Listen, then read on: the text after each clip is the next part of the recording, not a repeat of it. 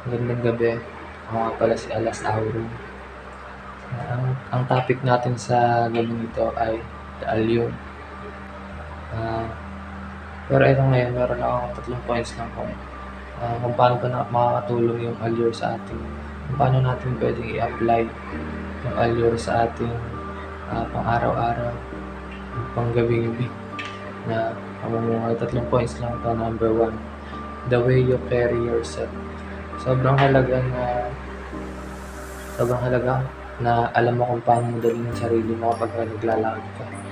Yan, minsan, pagtingin mo sa salamin na kumbinsido ka ba, tumitingin ka sa salamin, bumibilib ka ba sa nakikita mo, o baka mamaya maging mismo ikaw ayaw mo na nakikita mo sa salamin. So, the way you carry yourself, kahit saang lugar, walang lugar na pinipili ito.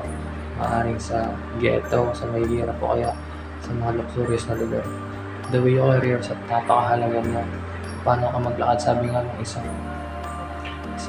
influencer, yung mga powerful doon ng mga tao, mababagal lang sila kumilos. Hindi mo naman kailangan maging parang makupan, pero kailangan mo lang maging suave, maging gentleman o gentlewoman. Number 2, the way of the eye contact. Ako personally, hindi ako mahilig makipag-eye contact. Halimbawa, parang tumitingin sa mata ko yung isang tao, umiiwas ako. The way of the eye contact, sobrang halaga na lalagyan mo yung mata mo na allure, parang sa mata mo pa lang parang magiging kapani-paniwala. So yun, napakahalaga kasi ng respect. Kailangan yung mata mo pababasa yung salitang respect sa mata mo, pababasa yung salitang honor sa mata mo. The way of the eye contact. Number 3, the subconscious messenger. Itong subconscious, di ba nga sabi yung utak ng isang tao, meron 3 part yan. Subconscious, conscious, tsaka yung super conscious. Kung sa kailangan, kung nakikipag-usap ka sa isang tao or nakikipag-deal ka sa mga tao, sisiguraduhin mo na matatarget yung subconscious mo. Hindi yung conscious niya. Yung conscious yung mismo ginagamit niya sa present. Pero yung subconscious, ito yung parang the sleeping mind. Sabi niya, in order to present dreams, you have to keep them asleep. Yung nasabi.